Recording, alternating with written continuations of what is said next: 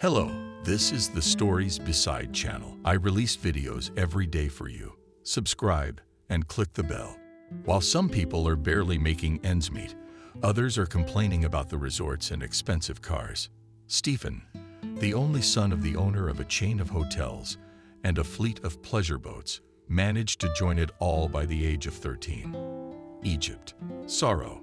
Grimacing when a classmate bragged about an upcoming trip. This Egypt sucks. Nothing interesting about those pyramids. The fifth one was okay. Stephen told me about his trip to Thailand. And Phuket is a green bore. The classmates whispered about it. And John, a famous wit, ironically said our Stephen to listen to. So grow up in a wealthy family, what a challenge. But there is some truth in it, shrugged Lisa. Stephen has long ago lost the joy of even the same trip to Egypt or Thailand. He is no longer surprised by anything. Boredom, interrogation, security, that's all emotions. Yes, John nodded. The Wallace family was one of the richest in town. Their family name was not only in the ears of the rich, but also of the average citizen. There was nothing strange about that. After all, a well-known businessman in the city offered hotel rooms and pleasure boats of different price categories. That means that his services could be used not only by the wealthy, but also by the poor people. Both those and others were treated to the highest standards, and there were no dissatisfied people. Therefore, many people repeatedly returned to the hotels and took boat trips. John Wallace inherited the hotel business from his father. At that time, it was only a couple of hotels. In 10 years, the business has grown to a whole network of luxury hotels with different degrees of stardom. But Mr. Wallace did not think to stop there. He reasonably assumed that guests of the city would be interested in exploring local attractions. But a mere sightseeing tour seemed like yesterday to him. What about a boat ride? It was said and done. To begin with, 3 boats were purchased. The calculation was right. Boat rides were in high demand, which meant that new boats had to be purchased. Now there is a park of 27 boats at the service of residents and guests of the city. The future was predetermined for many years ahead. He graduates from the institute and enters the business. And later, of course, he would inherit the family business. Did Stephen want to go into business? It's hard to say. The guy didn't like boredom. His soul constantly demanded a holiday. And business is, above all, routine. But being not a stupid guy, Stephen already learned in elementary school that it is thanks to business he will be able to maintain his life at the level to which he is accustomed. But then, the hotel business means interaction with foreign partners, trips around the world to exchange experiences and other interesting events, including international ones. All this gives an opportunity to minimize the routine. Growing up in a fabulously wealthy family was fun, easy, and enjoyable. The Wallaces traveled extensively. They had real estate not only within the country, but also abroad. And not ordinary, but elite. When there was a family feast to be had, not an entree of chefs from the best restaurants, maids, designers, musicians, and sometimes Amadou. At every Stephen birthday party, there were animators and, on occasion, entertainers. All the boy's wishes were guessed and fulfilled at the snap of his fingers. What can we say? The childhood of Stephen Wallace was cloudless, except that in this cloudless childhood was just unbearably lonely. The father, although he did not neglect communication with his son, was not much at home. Kathy, Stephen's mother, went around the salons, stores, and social events, leaving him in the care of a nanny. Besides, it was not safe to be the child of wealthy parents. When Stephen was put in kindergarten, Mr. Wallace hired a security guard for him. God forbid they steal him for ransom. Stephen could not help but realize that he was a tidbit for those who would make a fortune out of other people's misfortune. So he tolerated the presence of the guards without complaint. Though, God knows, he was terribly embarrassed in front of his peers. To go outside and splash around in a puddle. But no, that was a pleasure Stephen couldn't afford. Just in case some homegrown paparazzi takes a picture of John Wallace's only hair splashing in a puddle, That would be embarrassing. So in everything we touch, he's Wallace's son. And that says it all.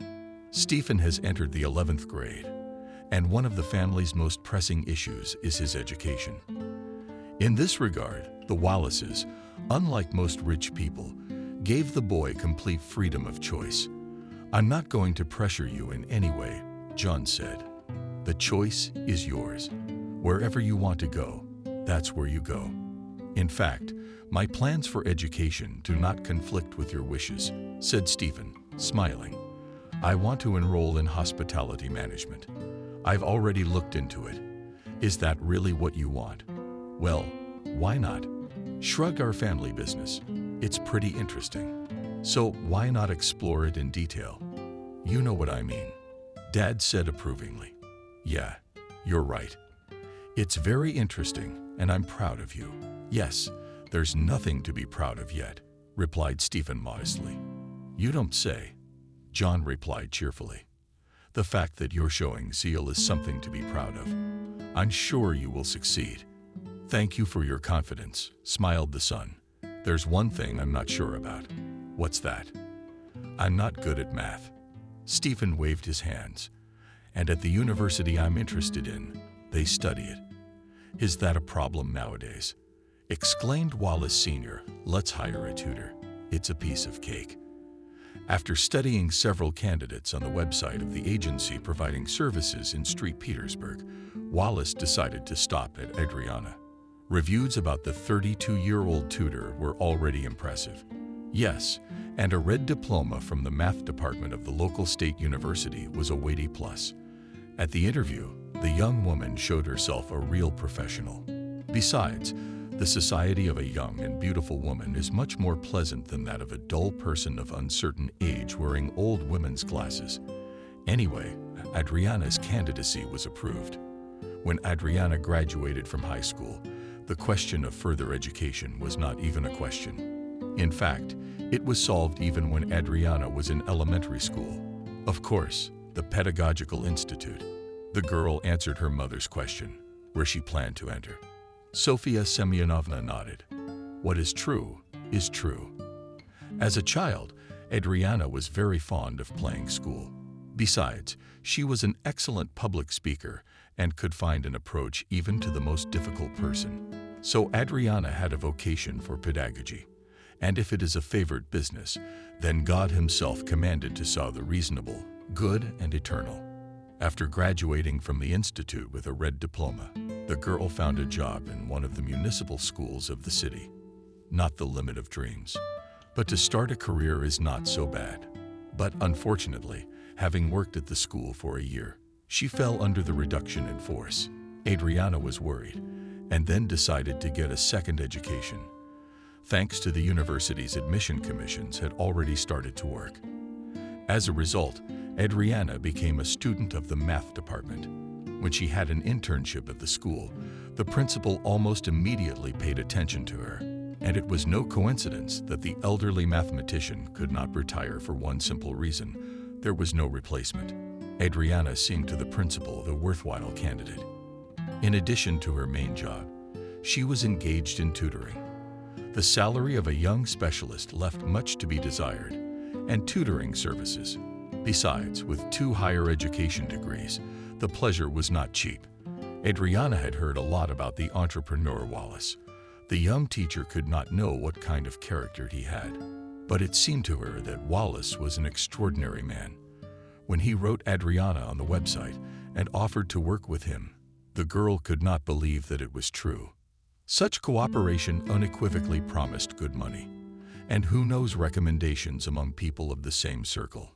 Yes, there would be a whole line of people lining up for her. You wish. She pulled herself. He hasn't hired you yet, and you're already making plans. Wallace, exclaimed Betty's friend and coworker. You're growing up, my friend. But I won't say go before I jump, smiled Adriana. But being invited to an interview is already half the success. But I bet you would. A friend said. Listen, maybe you should have a Stephen with him. But hello, here we are. I'm going to work for him, not have an affair. But one doesn't preclude the other. A sly wink from my friend. And they, the rich, such entertainment is very much welcomed. How do you know? Adriana snorted. Betty, being the spouse of Nice, the head of the mine site, did not need additional earnings. So her advice puzzled Adriana a little. Not that I know of. Her friend spoke slowly. But my cousin works as an administrator in a sauna, and she gets rich men in her files almost every day. Well, you compare it. Adriana replied with a grin. They just have such an association. If a woman works in a sauna, she must be ready for anything. And you cannot change my mind that I, say, just earn money. And I'm a teacher. I'm supposed to be serious. Oh, but what can I do? Or else I waved my hands and, having loaded, added, and I'm not in the mood for romance right now. It's fine by me. You're funny. Nice. Adriana sighed. She'd broken up with Robert not so long ago. That love had gotten Adriana in a lot of trouble, but the young woman had only recently decided to end the relationship. They met at a time when Adriana was getting a second degree. She was in her third year, and Robert was finishing graduate school. After graduating from graduate school, he stayed on to teach at the university. It was then that Robert suggested to Adriana that they should move in together. The young people had been cohabiting for 5 years. It could not be said that the fact of cohabitation so strained Adriana. However, deep down she really wanted Robert to propose a legal marriage. And what loving woman wouldn't want that? Adriana talked about having a child, but her lover said it was too soon. Robert, but I'm already 28.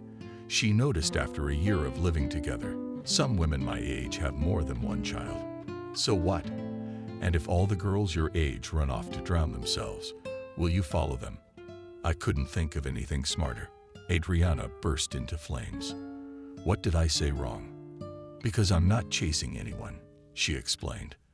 That's what I'm getting at, very early. Actually, at my age it's not very early, but just right. In the West, they have their firstborn after 30, Robert said. What did you say about drowning yourself?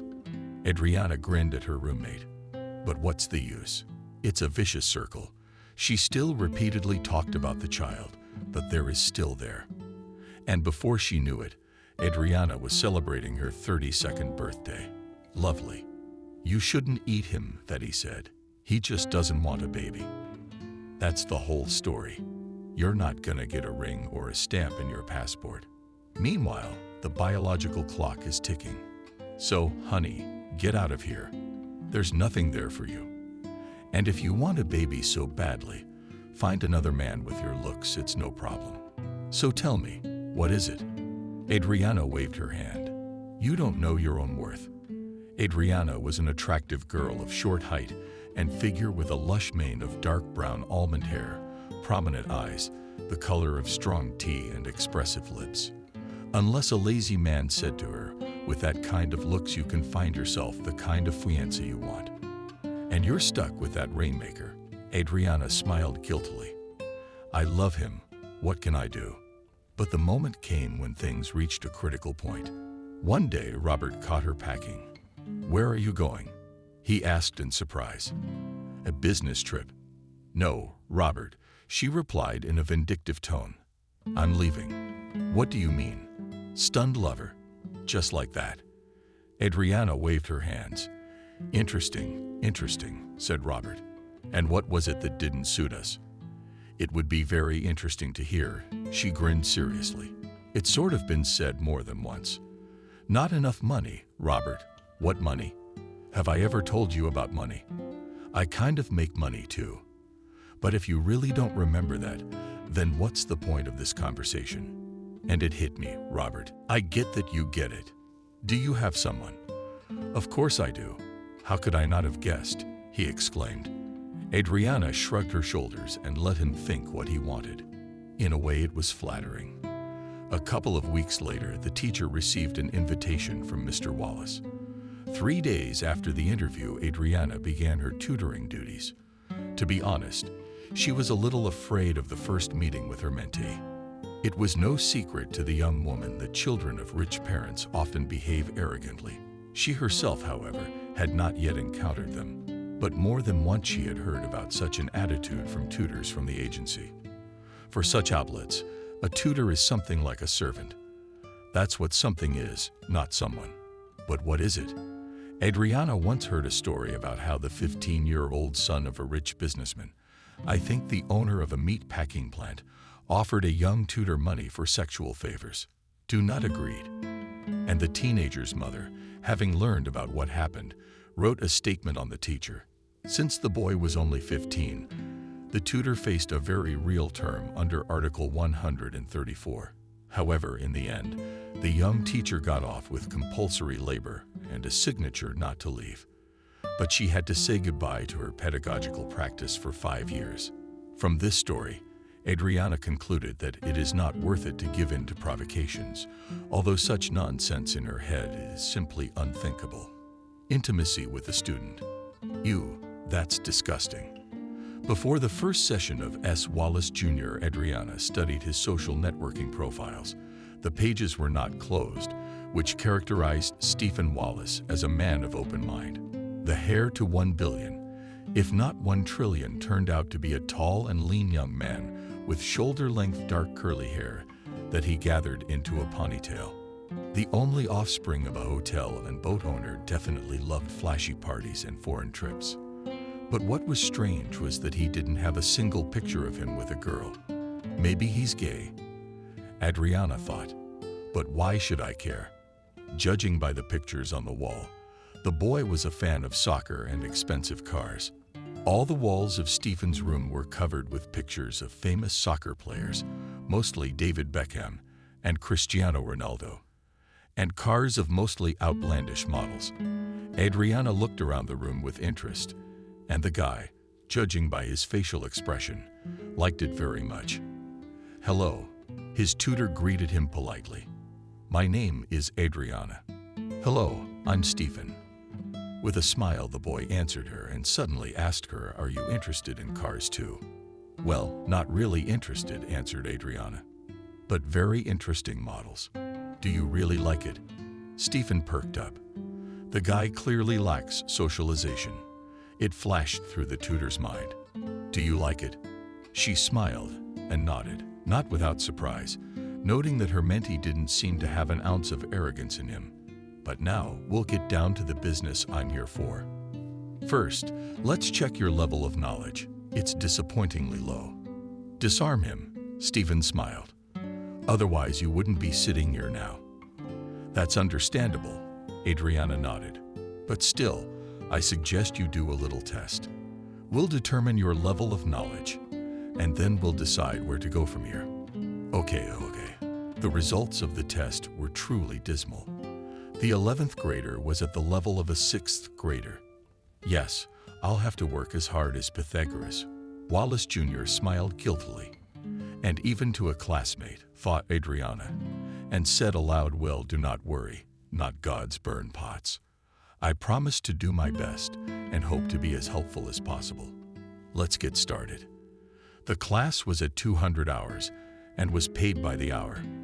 When Wallace Sr. transferred an amount to Adriana's card, she was surprised. But that's a lot. It's fine.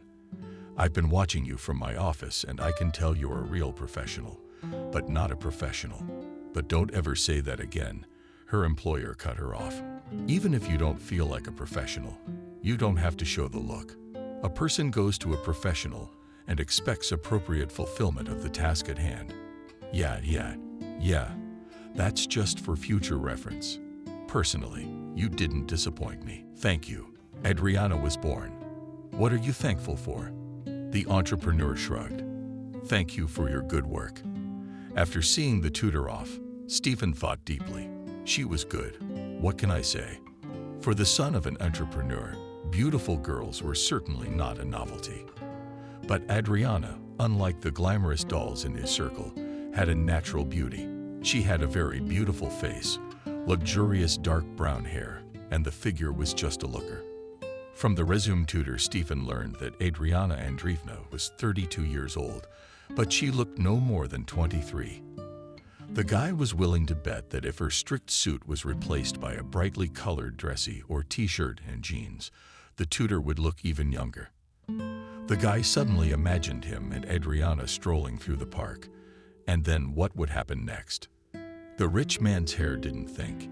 He didn't have any racy thoughts in his head. There were some thoughts, though. And what boy his age wouldn't have them? Besides, Stephen was ruthless in chasing them away. Was Stephen Wallace a success with the ladies? There was no clear answer to that question. On the one hand, the girls found him quite an attractive guy. The fact that Stephen wasn't stupid was also a plus. But when he started ranting about how bored he was in Thailand, Egypt, or anywhere else, and the Volkswagen is for beggars Ford, they wanted to crack Stephen over the head. The girls, as well as the guys, thought he was drawing. And Wallace Jr. knew it.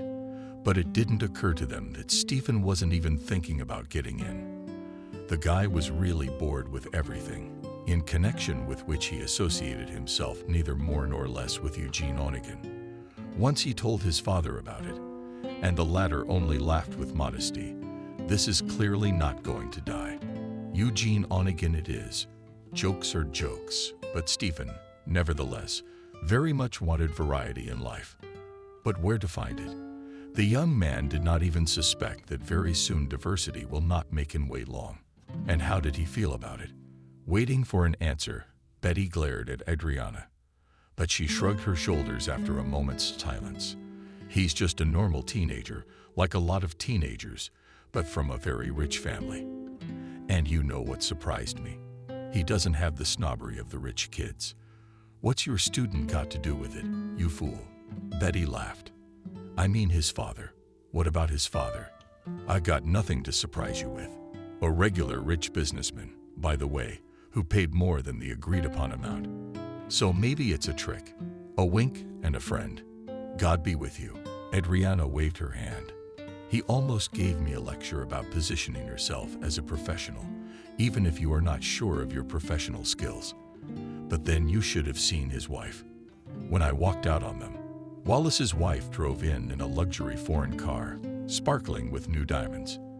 Not like you and me, anyway. So what? Betty said ironically. We know these FIFA with their diamonds.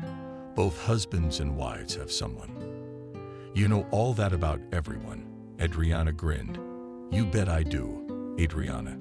But do you really have nothing to say about him? I've only seen him. Not much. He sent me a transfer when I left and told me how to present myself. That's about it. I see. Mrs. Betty, realizing that she couldn't get anything more out of her nosy friend. And you certainly didn't ask Mr. Wallace any questions. Adriana wondered what questions should I have asked. Well, about business, for one. Betty, for a moment. I came to see him as a tutor for his son. She replied with a chuckle. Why the hell would I want to know about his business? Just for general knowledge. What would he appreciate? Why should he? For me, the main thing is for the employer to appreciate my professional skills, not interest in his person. Oh, come on. Betty waved her hand in annoyance. You don't know how to network, do you? I wasn't going to. Adriana parried. He's the employer, and I'm the door. That's it. I don't like to make eye contact. Betty rolled her eyes, letting her friend know she didn't share her point of view. But she didn't care. Stephen Wallace suddenly appeared before Adriana's eyes. The guy has really smart eyes, by the way. What's that about? She asked herself, but she couldn't find an answer. A week passed, and Adriana was pleased to note that her mentee was making good progress. John doubled her salary and promised to recommend Adriana to his wealthy acquaintances. How cool you are, Mishka, Betty said respectfully. Stephen's 16th birthday was 2 weeks away, and his father asked if he had any ideas for a birthday party. I think we've run out of ideas, he shrugged. No way, John shook his head, looking intently at his son. You know what's valuable in a good businessman? Creativity. Yeah, creativity. The ability to develop new ideas and, accordingly, to realize them. That's just as valuable as entrepreneurship. By the way, keep that in mind for the future. I will, nodded Stephen. But I still don't have any ideas. Not at all. Not at all. Not at all. The guy waved his hands. I see. But then it's time to remember that two heads are better than one, said John. Together, father and son developed a script for Stephen's 16th birthday. Dad, said the lad hesitantly. What is encouraging? Smiled the father. Any other ideas? Not really an idea, Stephen hesitated. But I want to invite Adriana, he replied, embarrassed. Not if you don't mind. Why is that, I wonder? Should I mind? Surprised Wallace Sr., it's your birthday. And if she accepts your invitation, why shouldn't she? Why wouldn't she accept it? For example, she may have some business of her own planned, shrugged John. Or she has a man who won't let go. It's not that big of a deal. Dad, what's the point in guessing? Stephen said reasonably. Our business is to offer. Stephen, you're growing up. Adriana complimented him. Thank you for your kind words. But I think it's to your credit. The student replied with a smile. Adriana, I want to invite you to my birthday party. My birthday. She was surprised. Well, yes, nodded Stephen. No, if you have your own plans or a jealous husband, I understand and will not be offended. I do not have any husband, with a sigh answered Adriana, and immediately scolded and himself. What does he need my private life for? Come on, distrustfully exclaimed the ward, and immediately bought his tongue. That is, I wanted to say everything is normal, assured the tutor, and quite unexpectedly added, I will definitely come. In the evening, taking a bath with her favorite scent of lilac, Adriana indulged in reflection. The young woman did not fully understand what had made her accept her student's invitation. No matter how respectfully the Wallace treated Adriana, she realized that the tutor was just another member of their staff, and she was part of the entourage. But then why on earth would she be invited to a birthday party? And suddenly, Adriana realized this kid, despite his father's 1 million, was hard to call happy. And he was probably very lonely. That was why Stephen had invited Adriana, and she in turn had accepted his invitation for the same reason. To be fair, Adriana did break through a few times, to call and say she couldn't make it. The young woman's hand reached for her cell phone several times, but she never dared to say no. When Adriana told about Stephen's invitation to her friend, the latter splashed her hands. Wow. Yeah, that's really cool. And don't tell me you said no. You realize I didn't. Adriana said mockingly, and you should have. Betty said emphatically. Remember, friend, good for you. Listen, do you know what you're going to wear yet? Adriana said slowly. She had just realized that she hadn't thought about what she was going to wear. What would you do without Aunt Betty? After all, you're going to a party in a rich house, which means you have to dress appropriately. You know, silk, satin, diamonds. Where would I get diamonds? Adriana grinned. But that's just figurative. My point is that you need to be on the level, not to make a mess. You think I don't understand that. Why didn't you think about the outfit? Adriana shrugged her shoulders. I've been so wrapped up. There are still 4 days until my birthday. So I would have thought about an outfit sooner or later. I'd think about an outfit before I blew Betty away. You don't have to think about it. You have to think it through. Oh, you'd say it's a lot of thought. I don't know what I'm gonna do, but no one's gonna pay any attention to me. I'm sure the invited women will be wearing dresses that cost 3 times my salary. But let me disagree, because it's not the dress, it's the woman. But these rich sons will wear their Versus creations. It's not the woman they'll remember, it's the dress. What's the use of a brand name if it fits like a saddle on a cow? Well, as for you, so on you, and a sack of potatoes will look like an exquisite outfit. Well, you just gave a whole lecture. Adriana exclaimed, remembering Wallace Sr., but frankly, I didn't understand what you were trying to say. Never mind. Betty replied cheerfully. Anya, shall we go where? What do you mean? Where? She snorted. To shopping, of course. Where else? Time permitting. I don't feel like it. Adriana shook her head. Oh no. Betty was determined, and when she was determined, her opponent didn't stand a chance. So Adriana let herself be persuaded and ended up with a breathtakingly beautiful silver-colored dress with an open back, a neckline, a window at the chest, and a slit almost to the hip. Just right, Mila said approvingly as she came out of the fitting room. Seductive, but not a hint of vulgarity. Adriana looked at herself critically in the mirror.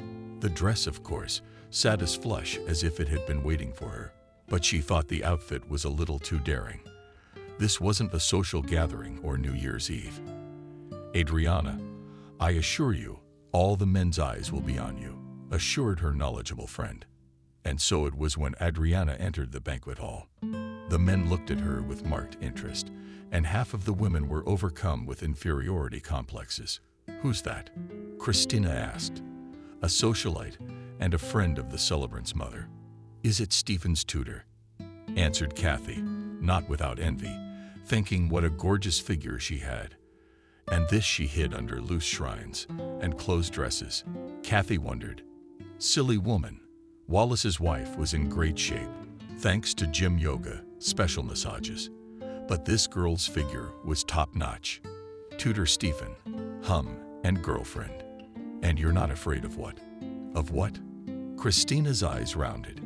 Yes, you look at her, this lady only in erotic movies to star in and are not afraid that she seduces your son.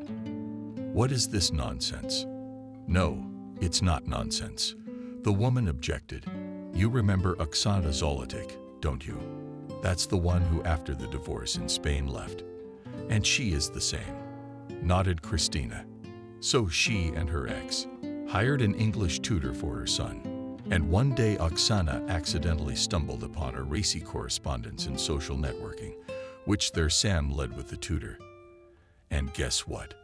Purely by accident, grinned Kathy. How's that?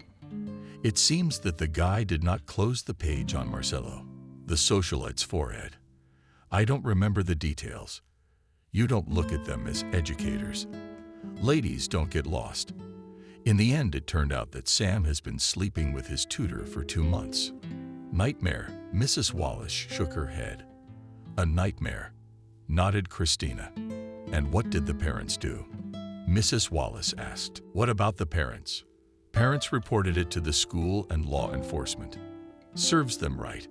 And what was it that soothed your heart? The tutor didn't deny the obvious. And then, the court suspended her for 2 years and banned her from teaching for 3 years. Not enough. I'd shamelessly give her more.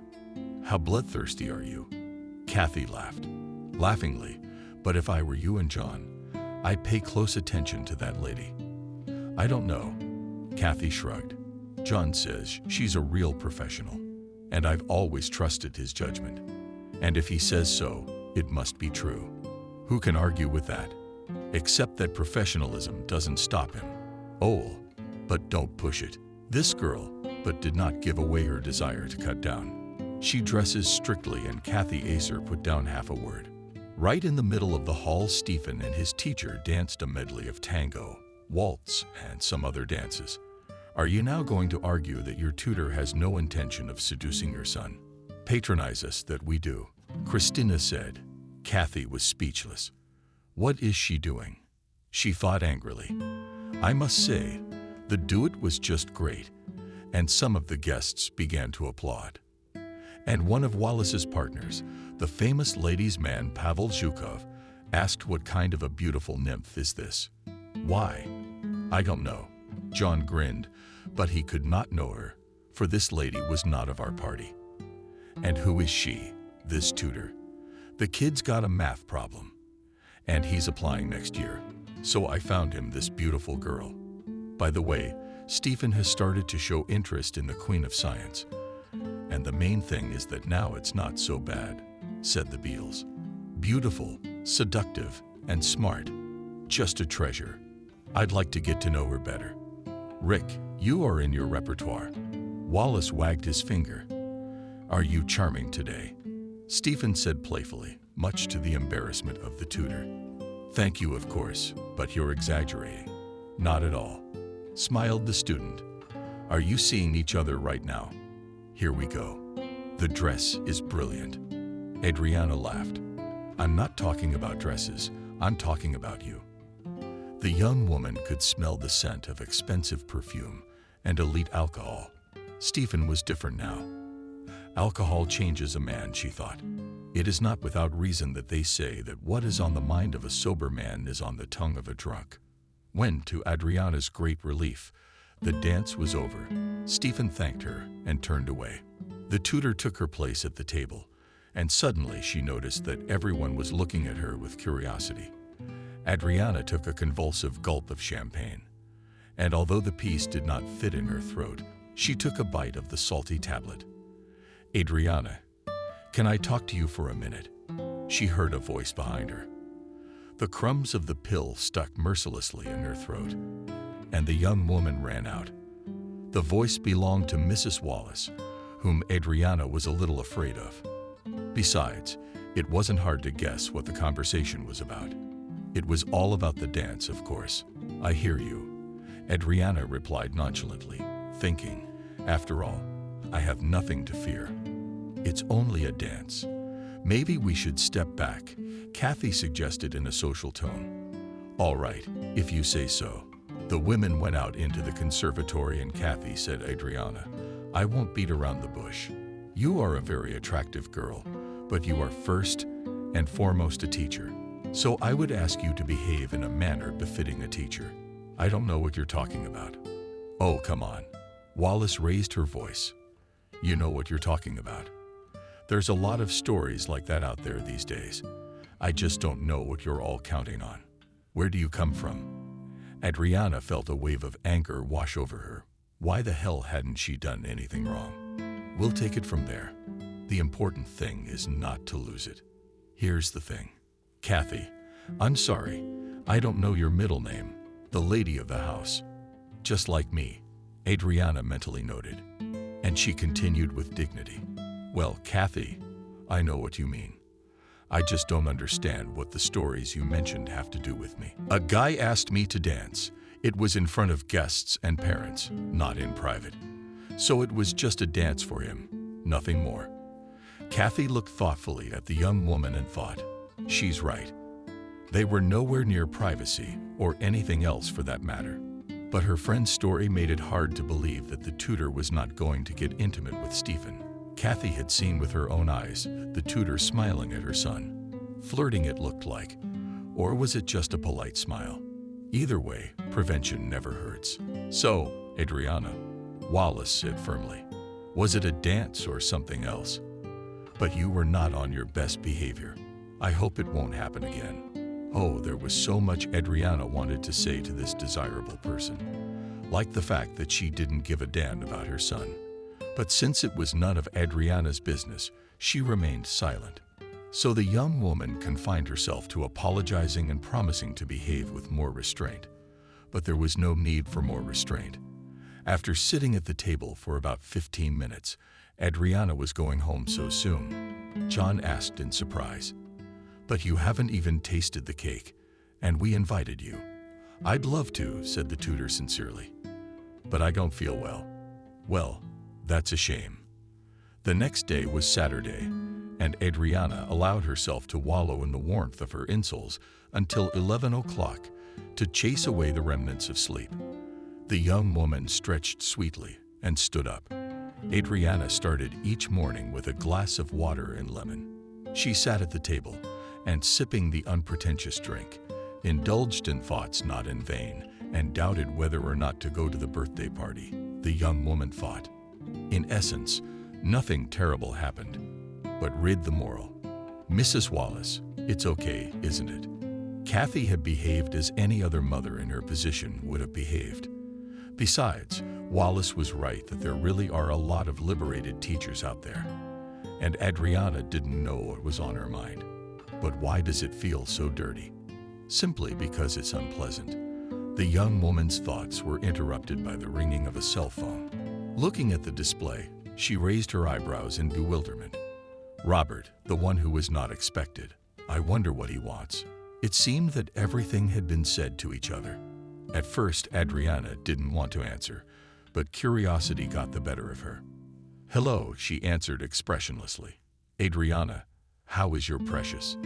In a cheerful voice, the ex-brother-in-law asked. "With your prayers?" the young woman said in the same fearless voice. "Why so unkind?" "Robert, what did you want?" Adriana decided not to stand on ceremony. "Me, you, and you," she answered impatiently. "But me. Robert, I really don't have time to talk to you." Adriana sighed. "If you have something to say it. If not, let's say goodbye." "Have you changed?" Robert noticed. "Was he a good teacher?" She argued. "Are you done?" "Adriana, let's start over." He said. "Did you think long?" the ex-lover asked ironically. "Yes," he admitted. "In the end, I thought about it and decided that I want to be with you. And if that's what you want, it's for the baby's sake. If that's what I want." Adriana laughed.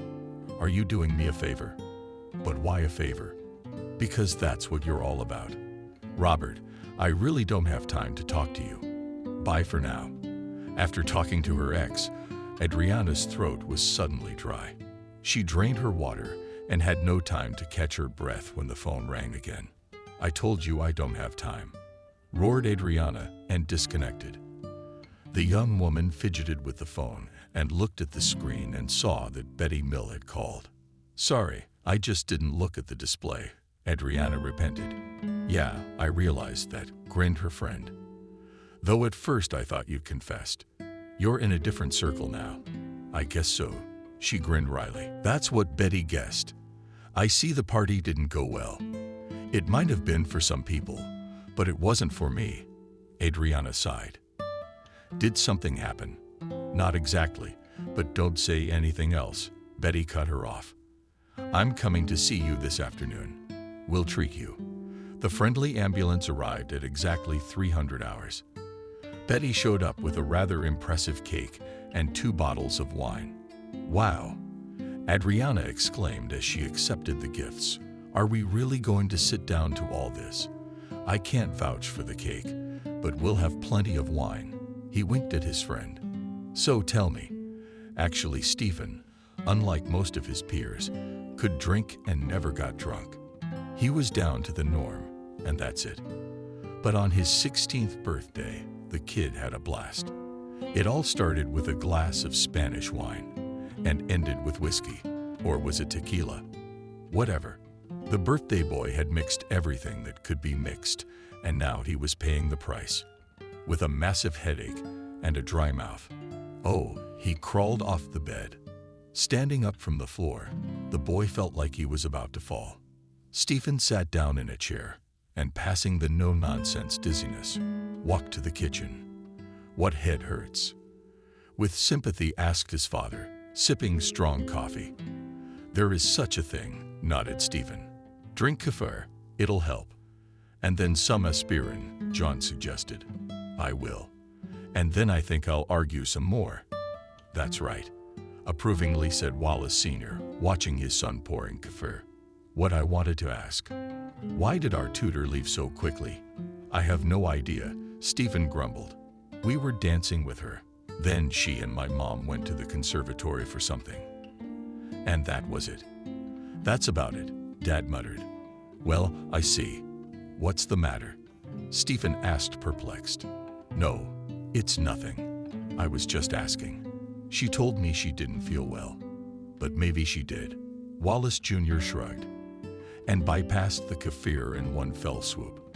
"I'll go underground some more." After taking an aspirin tablet, Stephen went to bed. But the sleep was gone. And really, why did she leave?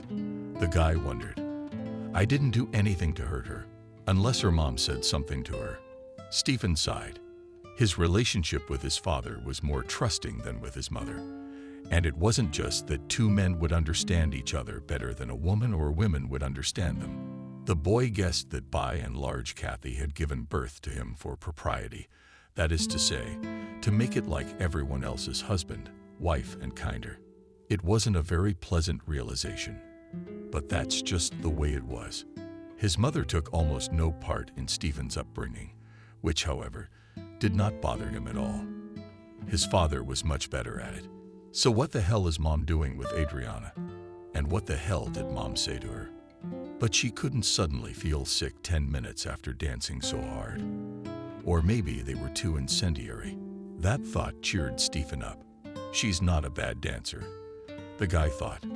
And remembering how he had spun the spit and pressed Adriana against him, he suddenly felt no, this is too much. However, the racy thoughts that Stephen hid even from himself were so persistent that the guy gave in. The fantasy went off the scale, and it took a lot of effort to subdue it. We have a purely business relationship, he whispered like a mantra. She tutors me. I tutor her. She tutors me. I tutor her, and nothing more. We have a purely business relationship. The frank visions finally receded, and Stephen fell asleep. But what was so terrible? Betty wondered. Personally, I don't see anything wrong with dancing, but for some people it's something out of the ordinary. And you just ran away. I was so embarrassed, I could have fallen to the ground. Well, you shouldn't have. By the way, by running away, you gave that lady reason to think you were thinking something like that. But think about it. Adriana wanted to say something, but she just froze with her mouth open. Betty's right. But on the other hand, it was too much for her to be in there. And she had a class with Stephen on Monday. What are we supposed to do now? You don't. A friend chuckled. It was only then that Adriana realized she'd said the question out loud. After all, you haven't done anything criminal. And if this Kathy thinks otherwise, that's her problem. By the way, everyone judges according to their own depravity. Well, there's something to that. Hee. Adriana. By the end of the first bottle, it didn't seem so terrible. Adriana really hadn't done anything she should be blushing about. So she had every right to walk into her employer's house with her head held high. As the afternoon turned to evening, Betty suggested karaoke. Let's go out. You didn't have a good time last night, so why not continue the party? The karaoke bar was not far from the neighbor's yard, so her friend's idea was well received. Betty and Adriana sang a lot of songs and then went home in a great mood. And on Sunday morning, the Wallace Hare's tutor forgot about any residue on her soul. And on Monday, no matter how hard Adriana tried to put an independent expression on her face, she could hardly manage it. When the young woman entered the Wallace house, she was confronted by the rich man's wife. Kathy could clearly sense the mood of her son's tutor. A look of satisfaction flashed across the woman's face. "Hello, Kathy." Adriana greeted the lady of the house, and her voice trembled. "Hello," Kathy replied arrogantly, and tapping the high heels of her suede boots, walked out of the mansion, leaving behind Gorky and a trail of French perfume. Stephen behaved as if nothing had happened, but Adriana sensed, faintly, a change in his demeanor. The young woman did not understand what it was, but had no doubt that it had taken place. Besides, it seemed to Adriana that the apprentice wanted to tell her something. She could even guess what it was, and it made her uncomfortable. "Adriana, can I ask you a question?" "Yes, of course. Why did you leave my birthday party?" Adriana suddenly became agitated. What was that about? She thought. But pulling herself together, she answered, "Stephen, it's nothing. I just didn't feel well." "You sure?" Wallace Jr. asked incredulously. "It's just that you and I were dancing like that. And I thought, what, did somebody hurt you or something?" That's quite an audience. Stephen smiled awkwardly, and Adriana thought for the umpteenth time that her student was not the happiest person in the world. And those who say that money isn't what makes you happy are right. Though being rich is certainly more comfortable than being poor. It depends. "No, it's all right. Trying to appear wealthy," replied the tutor. "No one has offended me. Everything is fine." Already on the bus, Adriana thought that she had not lied to her tutor. She really wasn't offended, because if she were Alina, she would probably have done the same thing. Stephen, meanwhile, was thinking about his tutor.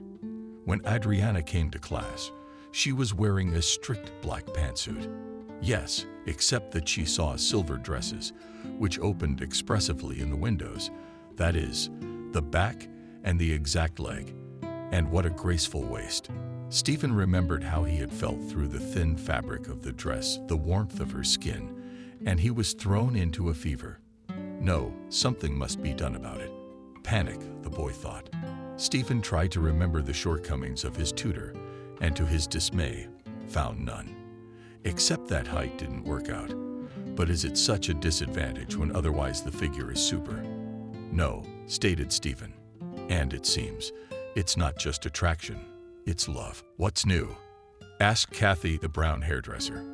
The woman's name was actually Christina, but the hairdresser for all the city's elite preferred to be called Tina. That's okay, Ms. Wallace shrugged. Recently celebrated the 16th birthday of Christina's son. That's all the news. Christina came to see me the other day, Tina said meaningfully, and Kathy realized what the hairdresser was expecting from her. Oh, that Christina. Always in her repertoire.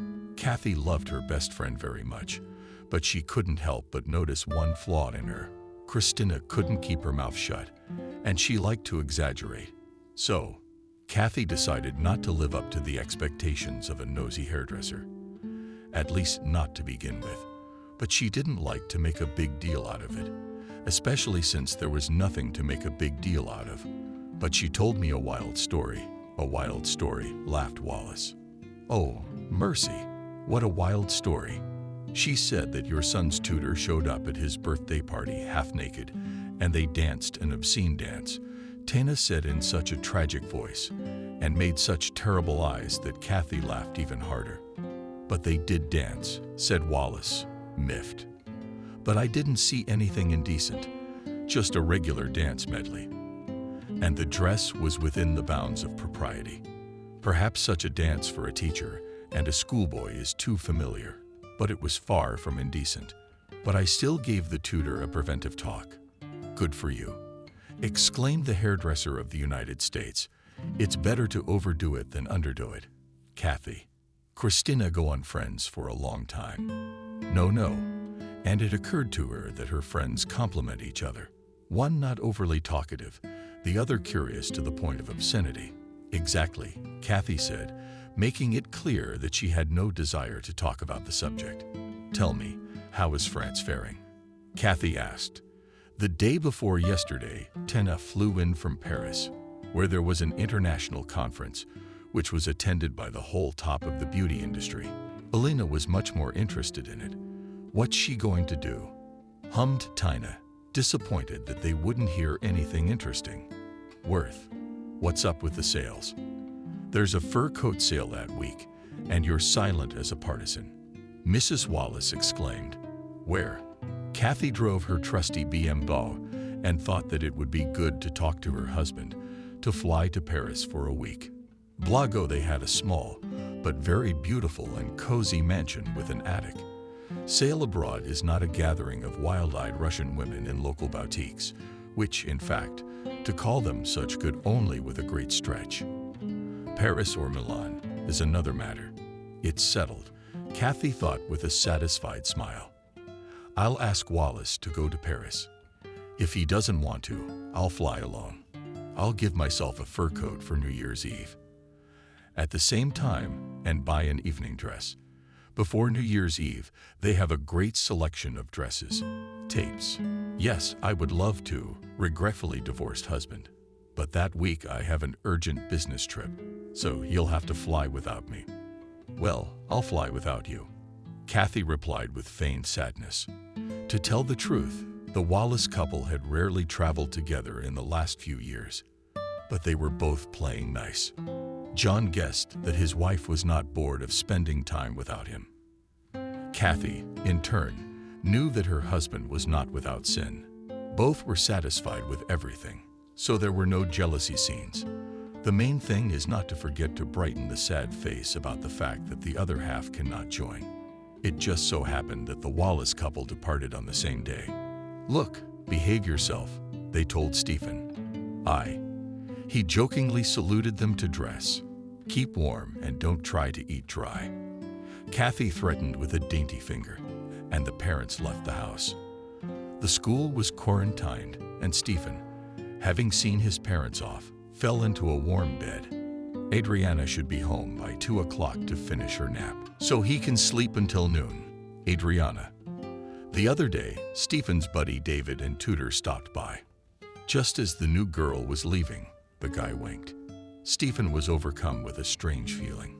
Funny, but at that moment he felt that the beautiful Tutor was really his girlfriend. He also wished she wasn't. No, Wallace Jr. was forced to answer. That's my math tutor. Wow. The prize whistled Buddy. And my tutor. She's a 45-year-old woman weighing a pound and swiping everything without looking. Stephen laughed. For what purpose? Wallace, have you lost your mind? David grinned. Don't you get it? It's a sin not to hook up with such a girl. Wait, so you could hook up with a tutor? Why not? Isn't a tutor a woman? A woman, of course, Stephen mumbled, but she's smarter than that. However, Adriana in her silver dress reappeared in front of his eyes.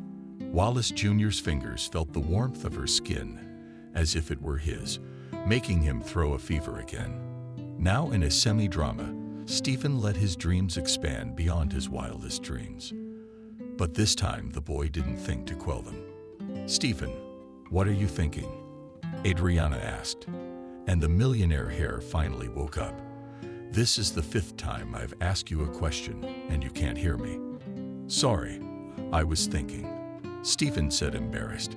If Adriana knew what he was thinking about. It's okay, it happens, the tutor replied condescendingly. Aha, said the student absent-mindedly. And suddenly, without fully realizing what he was doing, he kissed her. Stephen, what are you doing? The young woman marveled, pulling out of his embrace. I'm Adriana, he whispered. I love you. Adriana looked at her watch and sighed heavily. 3rd hour of the night, and she still hadn't poked her eyes open. The young woman replayed what had happened in her head for the umpteenth time and wondered to herself, how did I do this? Adriana knew one thing: she was an educator, Stephen a mentee. That was the way it should have been done. But you don't fight when you fight when you fight. Adriana didn't condemn teachers and tutors who got close to their students, but she didn't approve of their behavior. And now she was one of them. We're like Romeo and Juliet, Stephen whispered, to which Adriana only grinned. I'm not Juliet. I'm getting old. Don't say so. You are the youngest, the most beautiful. Remembering this dialogue, she felt Juliet blushing. Catherine, aye. Then, and what to do now? She thought in despair. One thing is clear: Adriana will no longer work with the Wallace hair. We can, of course, pretend that nothing happened. But how will Stephen behave? What about Stephen? Adriana hummed to herself. He's a smart guy. I'm sure he understands the situation correctly. It was just a passing weakness, and that's all.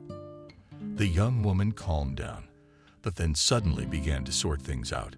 Something was bothering her, but what was it? And when Adriana realized it, she became completely despondent. After all, Stephen had told her about love. But was it love? He knew better, of course. But the teacher suspected that it was a typical teenage hormonal outburst, and now she'd committed an ethical breach. Tomorrow, she would tell Stephen to stop cooperating. With that thought, Adriana fell asleep. The young woman walked to school as if in a dream. She had only slept for 2 o'clock, so she did some work. Adriana, are you not feeling well? The vice principal asked sympathetically. I'm not well. I'm disgusted. I'm the worst. And all because I was no better than a teacher who has relationships with underage students. I wanted to yell back, but Adriana limited herself to a short answer: no, it's okay. The young woman didn't remember how she'd gotten home. She still had to go to Stephen's class. Although, in fact, what's to stop her from calling and saying she won't be coming again? I didn't hire you, Stephen pointed out. So what do we do? Adriana asked with a sigh. Wait for my father to arrive. And he would be here in a week. A week, Adriana repeated disappointedly. Yes, in a week, Stephen confirmed. For a second, the young woman had the thought of telling her mentee that she wasn't feeling well. Yes, as a matter of fact, she was. Adriana had not slept well. She had a headache, and the drive to the cottage village 15 kilometers from the city was an ordeal. However, despite the mess in her head, Adriana realized in time how she would look in her student's eyes, like an ostrich hiding its head in the sand. "I see," the young woman muttered. "Well, I'll be in at 3 then." "Okay." Stephen acted as if nothing had happened, for which Adriana was very grateful. Toward the end of the class, however, the boy said, "Does that blouse look good on you?" "Thank you," Adriana nodded. "It emphasizes the beauty of your figure," he added with a meaningful look. "Yeah." The tutor nodded again. "Yes, I think I'll go. But what if I don't let go? What if I shout? No one will hear." Stephen grinned, putting his arm around her waist. "Stephen, relax. You already with dignity," answered the guy, and added no, so no. Stephen understood perfectly well that Adriana was uncomfortable. Of course, he had heard many stories about teachers and students, but he realized that his tutor was not one of those. Well, is Stephen willing to wait as long as it takes? The boy realized more and more clearly, no, this is not an affair. Stephen no longer hinted to the tutor about what was between them, but he does not intend to give up his feelings. In a month. "Are you not satisfied with the salary?" Wallace Sr. asked in surprise. "Or did someone offer you more?" "That's not a problem. I can pay you more. Just name the amount." "No," Adriana shook her head. "It's just a family emergency." "Well, I'm sorry," John said with genuine regret. "It's been a pleasure working with you." "Likewise," Adriana said, feeling like an asshole. Stephen's parents had returned safely from their trips, and Adriana had not told her employer that she planned to stop working with him, because Stephen was behaving as if nothing had happened, and she saw no reason to do so. The classes continued.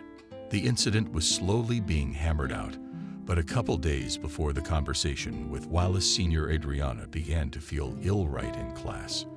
"You look pale," Betty remarked. The friends were drinking coffee in the teacher's lounge, and Adriana glanced at her watch every 5 minutes. Those 5 minutes felt like an eternity. "Yeah, I don't feel well," she nodded. "Nauseous. Dizzy. Must be getting sick. They say there's a virus going around right now," Betty nodded.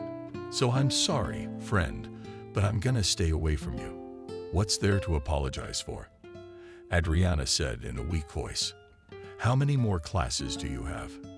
3 more. Mila shook her head. "Well, why don't you wake up? You're not wearing your face. Go to the clinic and get a sick leave." "Yeah, I guess I'll do that." After listening to Adriana, the therapist said, "You're not the one to see." "Who is?" "I have something serious. But whether it's serious or not is for you to judge," the doctor smirked. "And I, for my part, refer you to a gynecologist. To tell the truth, the question was asked out of inertia." Adriana understood everything, but refused to believe it. The gynecologist's voice sounded like the rolls of thunder. "Congratulations. You're pregnant. About 5 weeks. Is she kidding?" Adriana thought angrily.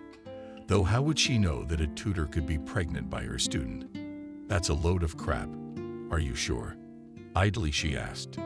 The gynecologist smiled confidently. "So run along and enjoy it." "Thank you. You are a man," smiled Adriana. That same day, she informed John that she could no longer practice with his son. When Adriana got home, everything was falling out of her hands. The coffee had run off. The reaper had flooded, and when she poured water into the bathroom, she nearly flooded the neighbors. "Damn it," the young woman shouted in her heart. The cell phone rang. When she saw Robert's number on the display, which Adriana had never bothered to delete and blacklist, she giggled hysterically. Lately, her ex had suddenly started attacking her with calls. A couple of times in the driveway and one near the school. Adriana needed him like a fish needs an umbrella. But right now, Robert's call came in handy. That's who she's going to get off on. Hello, beautiful. The ex-lover said hello cheerfully. Hi, Cole. No kidding, replied Adriana. And what the hell do we need? Why the hell?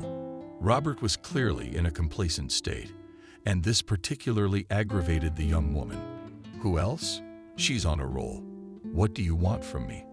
I told you when I said it was over between us. Why did you do that? Then Adriana cut her off. That's it, Robert. Love is long gone. The tomatoes are wilted. Our shoes are too tight, and we're not going back. Xiao. On the quarrel. Robert had no choice but to pass out, and Adriana collapsed on the bed and sobbed bitterly at Riva. She felt much better and needed someone to talk to. Mom, despite their trusting relationship, wasn't the right person for that. That left Betty. Honey, I'm not distracting you, she asked. Did something happen to you? Yes, Adriana said quietly, with a sigh. Wallace again. Well, you could say that. Did you go to the clinic? I did. A young woman took my sobs away, and they told me you'd been diagnosed with something serious. Scared Betty. Betty. I'm pregnant, Adriana replied. And I let the tears flow again. Pregnant with Robert. What Robert with Stephen? Oh my God. How the hell did you get pregnant? I don't know. Overwhelmed, Adriana said, smearing tears down her cheeks simply. But it just happened. Yeah, Adriana, you're a real handful. Betty sounded shocked, which is not surprising. What did you teach me, girl? What to do? You think? I don't know. I wanted a baby so badly. And now you're having one. My friend exclaimed. What's the problem? Does it matter who the father is? For yourself. Go ahead and live your life in peace. And what will the school say? Adriana, fear God. You're already 32. Who cares what anyone says? No one really cares. Golikova's mom's Fang, who teaches KHL, comes in a Jeep. And she's married, by the way. Money is not enough for her. And you have nothing to be ashamed of. You're not the first, and you won't be the last. Yeah, she sighed. Adriana, you know how you said Robert was on the horizon again. Well, I did. So what? But I just thought maybe I shouldn't push him away. Well, the man's cute, no matter what. What's your point? Because he could be the father of your baby. Did you think long and hard about it? Adriana asked. He didn't want his own child. And you're suggesting we force someone else's on him. You don't say. You say that he's being persistent and that he seems to agree to the child. Maybe, maybe not. She cut him off. How could you even think that? Well, maybe you're right. But maybe Robert really has changed. It's a long story, but it's hard to believe. But it's up to you, Milo chuckled. But I wouldn't throw it around if I were you. It's not like Wallace Jr. is going to raise your kinder. That's the last thing on my mind. Adriana assured him. In fact, I walked out on them, and I explained it somehow. I said I wanted to terminate my employment for family reasons, and I didn't cover my soul. Betty summed it up. Exactly. Okay, Betty, I'm gonna go take a bath. I already tried that today, but I failed miserably. I almost flooded the neighbors, but now that I talked to you, I feel better. Well, what are best friends for? With a smile asked faithful friend. Go take your bath, and don't worry. You know I'll always help you. I know, said Adriana gratefully. Lying in the warm, fragrant bath, she thought how nice it was to have a friend like Betty. Someone who would be willing to help her, if not help her, at least listen to her at any time of the day or night. Always acted on Adriana like a breath of fresh air or a balm on the soul. And this is something not everyone can boast of. Maternity leave became for Adriana that fertile period when you can do nothing and enjoy life. The future mother took a lot of walks, loved classical music, ballet, and began to visit exhibitions. And now Adriana, having enjoyed the works of a young, and according to rumors, fashionable artist, decided to take a walk in the park and eat ice cream. To you, as always, asked the ice cream seller with a smile. During her pregnancy, Adriana could no longer imagine her existence without this treat. From time to time, the woman bought new products, but her greatest love was still vanilla ice cream on a stick. It was delicious. Adriana could eat it every day. "Yes, I'll have a scone," she smiled. In response, Adriana took the ice cream and sat down on a bench nearby. As she downed the ice cream, she blissfully froze her eyes and stroked her belly. Adriana. Wow. She thought she'd forgotten that voice. Adriana slowly opened her eyes and saw Stephen. He hadn't changed a bit in the 6 months they hadn't seen each other, except for his hair. "Hello," he said with a smile. "Hello, Stephen," she replied discreetly. "How are you?" asked the guy, looking carefully at Adriana's stomach. "Fine, thank you. And you?" "I'm fine too." He nodded. "Applied for the department. Hospitality business. Good for you," praised the former tutor and smiled strangely. So the lessons were not wasted. "So," Wallace Jr. nodded with a smile, keeping his eyes on her belly. "He's figured it out." Adriana thought desperately. "Adriana, did you get married?" Stephen asked hesitantly. "Yes." After a little silence, she answered. "Well, good luck," said the guy, his face changing. It was good to see a mutually successful entry. Stephen was sure that this child was his. Of course, theoretically, Adriana could have gotten pregnant by another man, but he was sure that was not the case. And it wasn't just her saying she was single. As if an unmarried person couldn't get pregnant. Wallace Jr. could make a great psychologist if he wanted to, if the tutor had another man. There'd hardly be anything between them. The woman in the relationship would have molded Stephen with a ringing slap, or at the very least read a rant. After all, Adriana could have said that she had a loved one to whom she was faithful, and Stephen would not have insisted. He was a man of low tide in general, and male solidarity was not an empty word to Wallace Jr., so everything was leading up to the fact that he, Stephen, would soon be a father. The party at the invitation-only private nightclub was in full swing. She just took off without saying anything, to the savvy hair 1 million Wallace, to David's friend under his 4th glass of stiff cocktail. "Yeah, I understand," he assured her. "Well, what did you expect? It's a delicate situation. What if your parents had gotten to it?" Well, David certainly had a point. But first, real feelings. What was Stephen sure of? It is such a situation is perceived painfully, and all reasonable arguments are useless. And then, continued his buddy, his exhortations, your relationship has no future. Yes, and your former teacher made it clear that she does not need them. She realizes, probably, that not our circle. David wanted to say something else, but Stephen didn't give him the chance. He grabbed his friend by the chest and threateningly said, "What did you say? Come on, say it again." "Stephen, don't be stupid." David tried to get free, but it was not to be. Wallace Jr. clutched his club jacket even tighter and said, "I'm gonna give you a good one. She's 100 times better than those silicone chickens." "Stephen." "Yeah, I'm not arguing." But it's like the guy didn't hear him.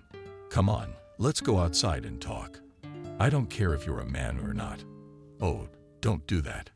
"Vassal is good," he intervened in their quarrel. David didn't say anything like that. "I'll see you now." Stephen got up from the table, but he couldn't keep his feet. The hair to the 1 million fell right onto the table, knocking over all the dishes. "That asshole ruined the party," someone said. "What happened?" asked the receptionist Kelly, whom the guys knew well. "Get out of here, you chicken." Stephen's got a temper. "You weren't even close to her, young man. We pay for the battles, the dishes," strictly said the girl, not paying attention to the insults. She knew this young man perfectly well and did not understand what fly bit him. Usually the son of the owner of a chain of hotels and pleasure boat parks behaved correctly and left generous tips. He must have had an accident, the receptionist thought. However, that didn't mean that broken glasses and plates, not to mention workplace insults, were the norm. No, if you smoked, you'd better answer for it. No way, shouted Stephen in the face of the administrator. For extra convincing Nasanov Figo right under the girl's nose. Kelly, I'm sorry, David said quietly. The frame is just a problem. So I drank more than usual. The girl quit. I'll pay for it now. Thank you, smiled gratefully at Kelly. Shall I call him a cab? Yes, be my guest. The receptionist stepped away from the table, and the guys began to calm the rambunctious Romeo. Wallace. Sit down, Mishka said, trying to get his buddy onto the leather couch. Stephen obeyed, while the waitress cleaned up the mess. He mumbled something to himself, glancing at the girl. The cab pulled up, the receptionist announced, and the guys picked Stephen up and led him to the exit. I'm not going anywhere. Wallace Jr. protested as the boys led him to the car. Stephen, come on. David persuaded him. The stake has wandered, and it will. She kept it from me that she was pregnant. Stephen persisted. Adriana hid my child from me. The friends noticed with annoyance that a crowd of gawkers had gathered near them, which was to be expected. Some were already filming the scene. My tutor is pregnant by me and tried to hide it, Wallace proclaimed to the cab driver. Come on, get in, the driver grinned. Is the meter running? I don't give a damn, Stephen said carelessly, getting into the car.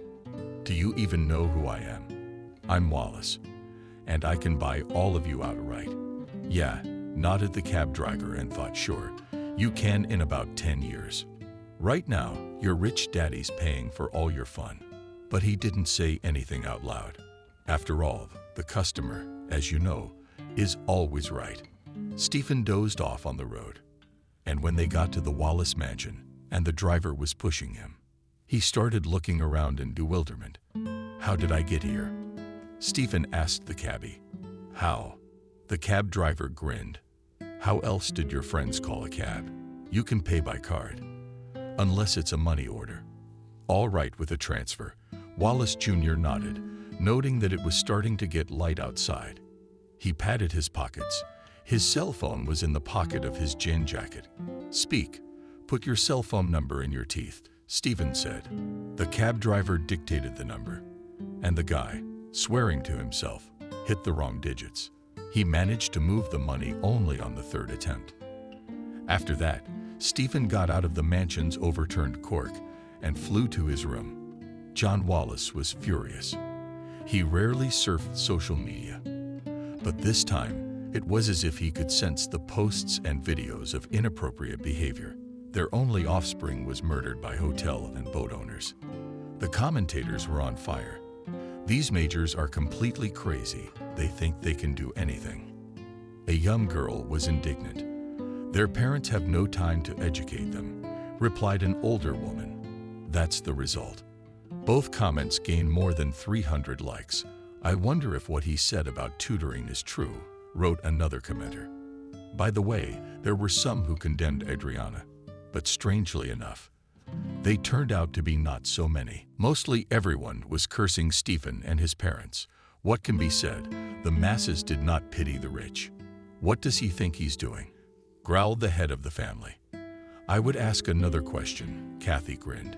What does she allow herself? I mean aloud. By the way, her leaving immediately seems suspicious to me, but the former tutor has yet to be dealt with, replied the husband. But our son behaved simply unacceptable. And what came over him? Well, you heard everything yourself. Kathy shrugged with a grin. I wonder if she's really pregnant with our son. And if so, how did it become known? Ramke? Who knows? John said thoughtfully. He must have found out by accident. Maybe he saw her somewhere on the street, and there is already a pose on the nose. It's been a while since she left. And if it was the tutor who gave up the lessons in order to date Stephen with impunity, suggested Kathy. Anything could be, nodded the husband. Besides, I'm not ruling out another possibility. The child may not be from the race, but he may or may not be from the race. The loud facts of the relationship between them are in evidence, the spouse noted, which means the tutor needs to be punished. And how do you not tell her? John grinned. Are you familiar with the law? Or do you have on your mind only clothes and loud salons? It's 16, and that means that our former tutor doesn't fall under Article 134. Who cares? Kathy exclaimed. She's clearly got our boy's head up her ass, and the bottom line is what we have. Wallace looked at his wife and shook his head. And the boys? She's worried about ruining her reputation. That's all. This is no time for recriminations, though. Not hot, said John. In any case, this situation needs to be dealt with. Anyway, I know everything and will take appropriate measures. What do you say? Adriana also saw these posts and was shocked, to say the least. In addition, the young woman was afraid that it would become known at school. I don't know what kind of Adriana he was talking about. Betty shrugged.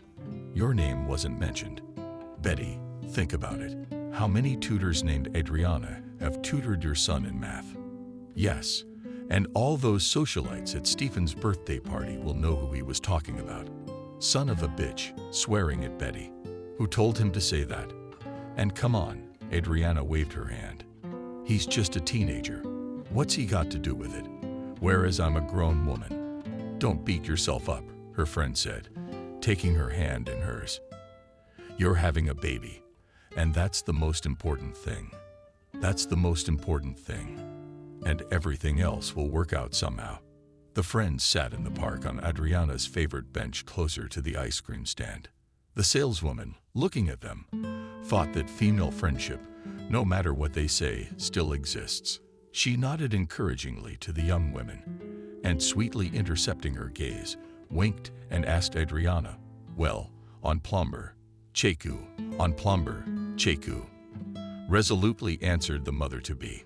To find the former tutor's son, Wallace Sr. did not have much difficulty. True, he did not catch Adriana at home, but even that was not a big problem. She's probably in the park, said the thin old woman in the colorful sundress with a smile. She goes there every day. And that's right, she's expecting a baby. It's good for her. Oh, and who are you? I'm from work. The businessman smiled charmingly. So she's walking in the park, son. While John was thinking whether to go to the park or to wait for Adriana on the bench, a young woman approached the house in the company of a spectacular blonde in a tank top and shorts. I guess my assumption of a chance encounter was correct. Wallace grinned to himself, looking at the impressive belly, a former tutor to his only heir. Bye, dear, said the blonde. After that, the ladies lost their meters. Take care. Good night, replied Adriana, and taking a wide-keyed sundress out of her pocket, headed for the entrance. Adriana, a young woman could hear you. The voice of her former employer, and her heart pounded as if she were competing in a running race. So he saw the empty rollers too. Adriana guessed, and trying to appear calm, answered, hello, John. Yes, of course, I'm listening to you. I think you understand why I came to see you, he said. She saw no point in pretending, so she nodded. Yes, I do. But I assure you, don't do that. Wallace interrupted, raising his right hand. You don't have to assure me of anything. Just answer me one question. Did anything happen between you and my son? I realize, of course, that the child you are expecting may not be Stephen's. However, his behavior indicates that the situation did not arise out of nothing. So what's your answer? Adriana was silent. She was more ashamed than ever in her life. I don't advise you to cheat, John added with a sigh, because my son and I have no secrets from each other. Even if Stephen does not decide to confess soon, sooner or later he will. The young woman was ready to confess everything, but she couldn't say a word out of excitement. Adriana, yes, John, she said in one breath, but it was only once. Well, should the child say it or not? Feverishly thought, and Adriana. Oh, how great was the temptation to keep silent. But as she did not like reticence, she decided to confess it to her. After all, Adriana had not demanded any money from them, nor did she intend to. As for Stephen, it would pass.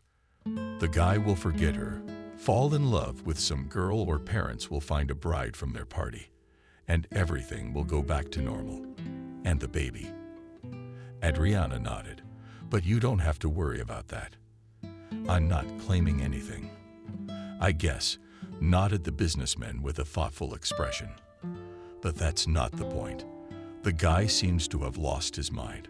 What do we do? I don't know. But I know you have to leave, Adriana, said Wallace Sr. as if it were a little thing like a drink of water. And where am I supposed to go? Stunned, said the young woman. Where do you want to go? Spread his hands, John. Even in the capital. I quite seriously want to offer you a very favorable deal. He took a breath and continued, I buy you an apartment in any city you want. And after the baby is born, I'll help you with employment. What is required of me? Adriana asked, remembering that this was a transaction. It's nothing. The businessman smiled. My son knows nothing about you. Actually, it sounded like fun. After those posts and videos online, she didn't want to stay in this town. Adriana was already thinking about renting out her apartment and moving to her parents' house in the country. And here was such a great opportunity to start a new life. Just her and the baby. And yet Adriana had her doubts. What if Stephen wants to find me? She asked a reasonable question. But if you don't tell him where you are, he won't find you, will he? John grinned, and so, as they say, out of sight, out of mind. He saw that the proposal is kind of interested in tutoring, but she still has doubts. So it is necessary to find such arguments so that they do not remain. And he seems to have found one. Adriana, note that I didn't report it to the agency, Wallace said. I don't really need to. Besides, I could have used all my connections to make sure you weren't even hired to scrub floors at a school in the neighborhood. Then again, there's the possibility that this story would become known throughout the city and you'd start to be recognized by sight. Still, I need to think about it, Adriana muttered. Sure, nodded the businessman. Here's my card in case you deleted my number. Don't you dare delay me any longer. But so thought the young woman as she walked up to the apartment. As recently as yesterday, I was thinking of leaving myself. And today, when I'm offered an apartment anywhere in Russia, I hesitate. Anyone would, Betty remarked, when Adriana called her to tell her about Mr. Wallace's offer. There's only free cheese in a mousetrap. Well, not really free, but it's too easy a condition. He'd do anything for his son. Right now, he's just trying to get the kid to forget you. And an apartment seems like a reasonable price to pay. But what's an apartment to a man who has mansions all over the world? And then, deep down, he's willing to help his grandson. You think so? Yes, I'm sure of it. The confidence of the force was not in vain. At this time, John Wallace was driving home and thinking that in case of Adriana's consent, he would kill two birds with one stone. He would help his son to forget the woman whose love for him would lead to nothing good, and at the same time, he would help to improve the living conditions of his future grandson. I'll miss you, Betty sobbed, seeing her friend off on the train. Oh, I can't, laughed Adriana, even though she wanted to cry too. It feels like I'm not leaving for a neighboring town, but for another country. Though I'll miss our heart-to-heart conversations on the phone too. It's not that tears did appear in her eyes, and in a second her friends were already sobbing, hugging each other. Coming through, coming through. The conductor hurried up. What do you have? The friends said with glee and, waving their hands, laughed through their tears. After the incident in the club, Stephen decided not to take alcohol in his mouth under any circumstances. Watching the video, the guy saw himself from the outside, and it was a disgusting sight. In addition, he elementary set up Adriana. Certainly Mom's girlfriend's ball also will not miss their own. So he should explain himself to his former tutor and apologize to her. Stephen did not know where she lived and realized that his father was unlikely to give him the address. There was a serious conversation between father and son, and John made it clear that he would not approve of a relationship with the tutor, so something had to be done. Stephen went to the website of the tutoring agency where Adriana worked, hoping to find a lead. He almost howled in disappointment when Adriana's profile was deleted. Damn it, he said out loud. Had his father done this? Stephen didn't want to believe it, but how else to explain the absence of her profile? And then it hit him. He knew his ex-tutor worked at School 26. So what am I waiting for? Thought Wallace Jr. and laughed with relief. School 26 was almost in the center of town, and getting there from the cottage community was no problem. But would Stephen be given the address? Especially since it was summer, and it was not certain that he would find anyone there. But there were no other options, so we'll make do with what we've got. "Hello," greeted the janitor politely. "Hello," with dignity replied an elderly woman with a high purple hairstyle. An elderly woman with a high purple-colored hairstyle answered with dignity. "Can you please tell me if I can find a female employee of this school?" The janitor frowned, and Stephen began to fantasize on the fly. "You see, an acquaintance wrote me an address, and I lost it. Besides, I recently changed my cell phone, and all the numbers are still in the old one. I don't know." The old woman shook her head, looking at him intently. "In general, no one gives the addresses of employees. Circumstances vary, of course, but mostly they don't give them. But maybe I'll get lucky." Stephen smiled. "Everything can be." The janitor shrugged her shoulders, and seeing a woman in a bright yellow dress, Lisa turned to her. "It's for you, and another employee. And social media for what?" hummed the woman. "So the profile is closed," spread his hands Wallace Jr. "And who do you want?" Lisa asked. "I need Adriana. She first went on maternity leave, and then quit. I think it was due to a move to another city. I don't remember exactly." "In connection with the move to another city," shocked, said Stephen. "Exactly. You didn't know?" "No," I shook my head. "We just lost sight of each other for a long time. What am I really explaining?" Stephen thought, and apologizing, left the school building. The boy walked and thought that this was clearly his father's doing, and something told him it was. The father was determined, and who knows what the father would do if Stephen found Adriana. Certainly not good, and especially not for her. So wouldn't it be easier to just leave it alone? It's been 10 years. 2 years ago, Wallace Sr. left this world. Alas, cancer spares no one. Stephen inherited all the assets as planned. He took over the firm, and his father's business partners noted that the boy was quite good at it. 3 months ago, Mrs. Wallace remarried and went to Paris with her new husband. She was very fond of the Parisian mansion with the attic and its sale. Stephen had all the money, power, connections, and opportunities that a mere mortal could only dream of. The only thing missing was love. Women for pleasure didn't count.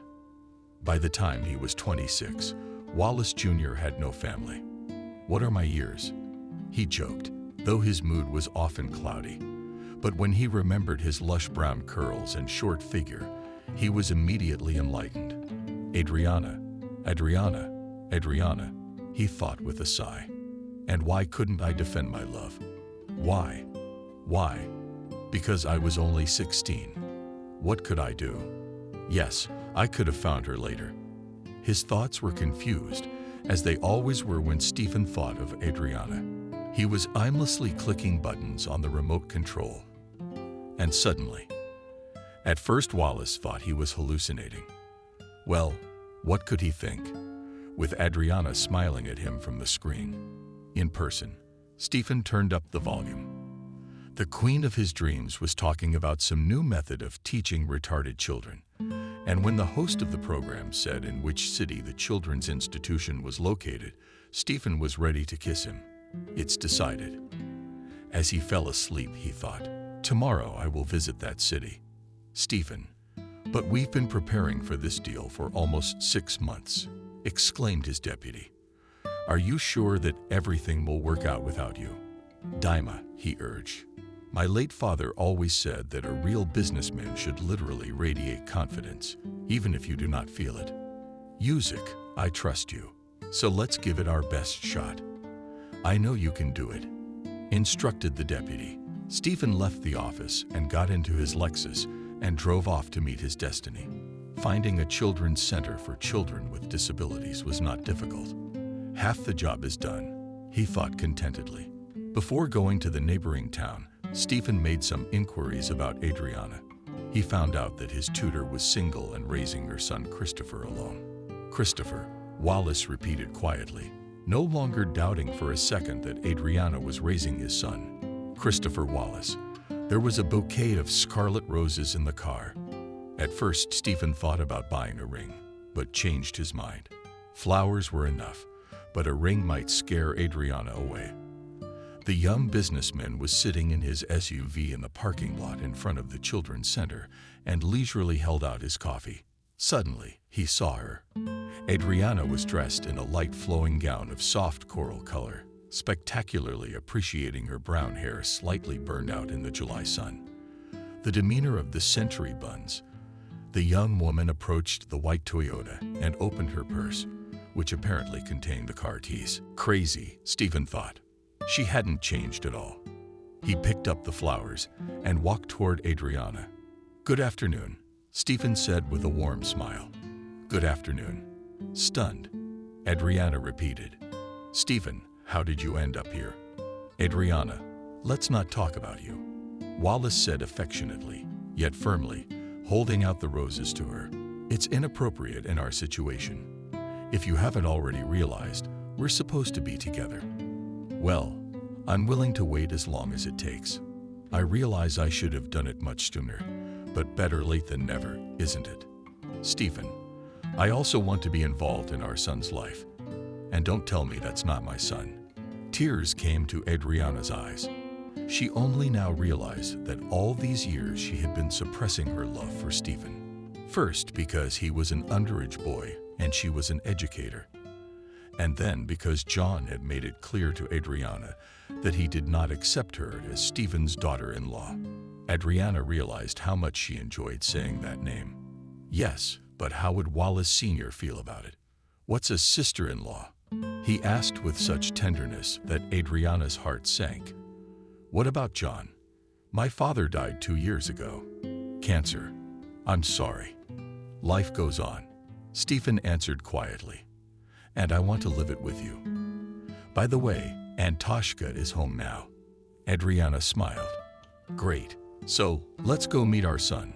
I'm all for it." When Stephen first came to meet his son, he felt his soul filled with something warm, light, and very, very pure. It was love. "Daddy, where have you been so long?" asked the boy. I just got lost on the way to happiness," answered Stephen with a smile, and his eyes sparkled. Adriana, watching them, did not think to be ashamed of her tears, because they were tears of happiness. Stephen and Adriana got married 3 months later.